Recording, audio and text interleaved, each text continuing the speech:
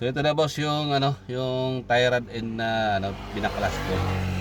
Yan, so nasabay na sa sa ikot. Pag ito iniigpitan ko. Yan. Tapos ito ipapalit ko tie rod end. So plano ko sanang tanggalin to. So nahihirapan akong baklasin. Kailangan siguro di kasi ako mekaniko, DIY lang. So di ko mapihit tong ayan So medyo may lamat na kasi tong screw na ito. Yan. So di ko siya matanggal. Di ko alam kung paano ko siya tatanggalin buo. No, para matanggal ko itong nut na ito.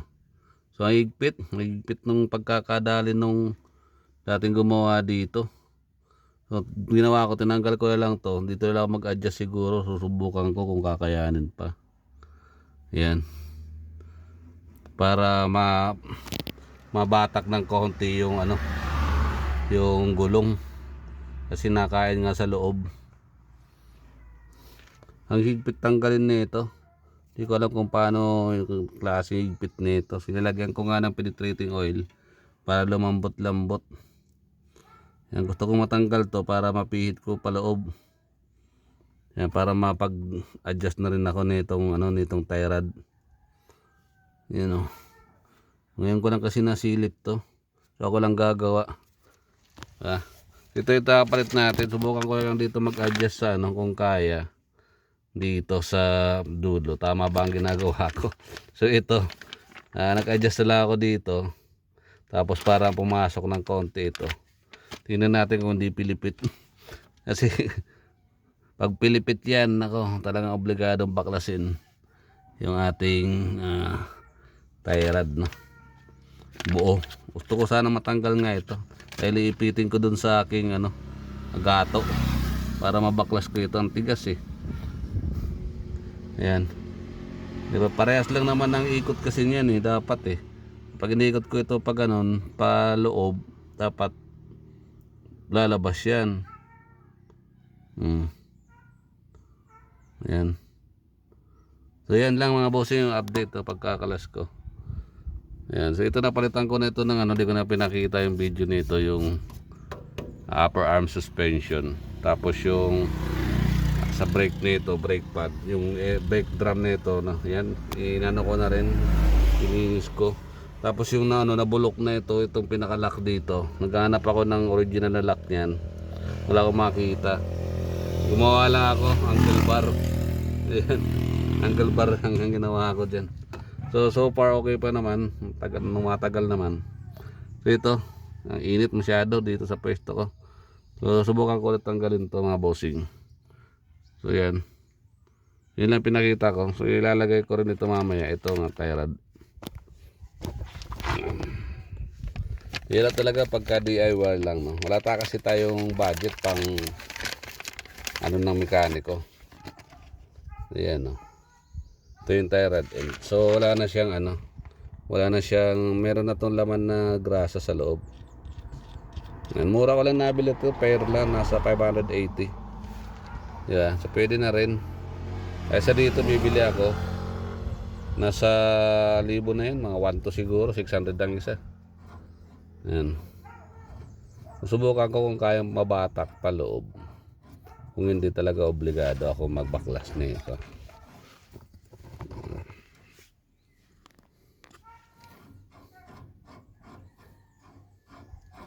Baka naman kasi maging pilipit. Bakit ito pililipit? Wala pala ito. Kala ko walang katangamang cutter pin. Yan. Yun ang problema. Yan.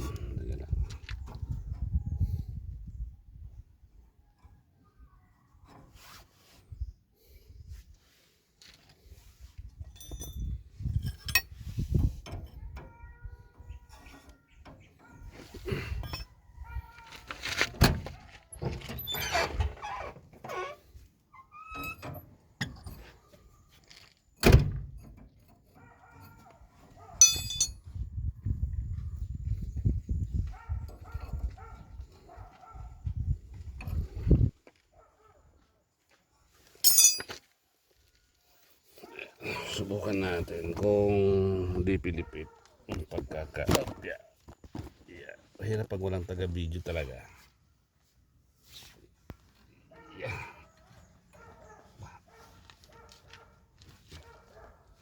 Yan.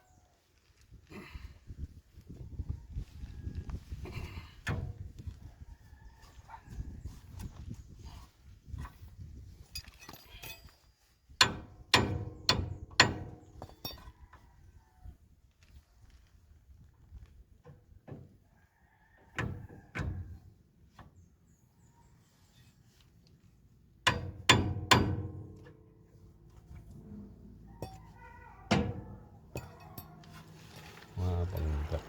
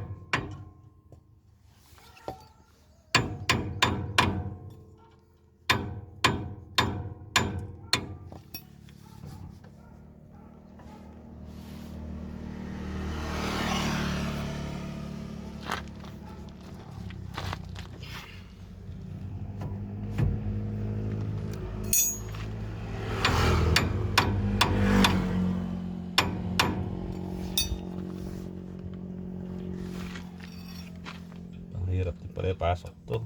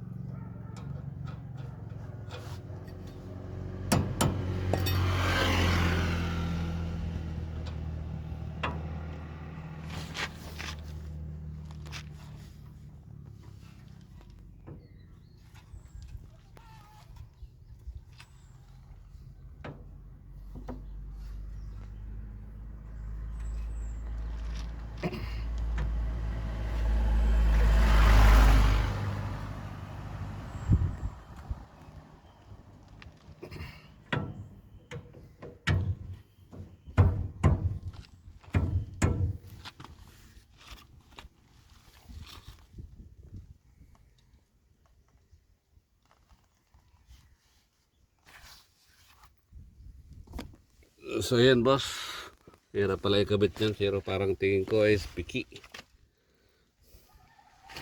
No, nasobrahan yata. Ayan. Hindi natin pa ganun. Babawasan ko ulit. So yan, tatsagain muna natin. Ganun lang siguro gagawin ko. Ngayon, God bless po sa atin lahat.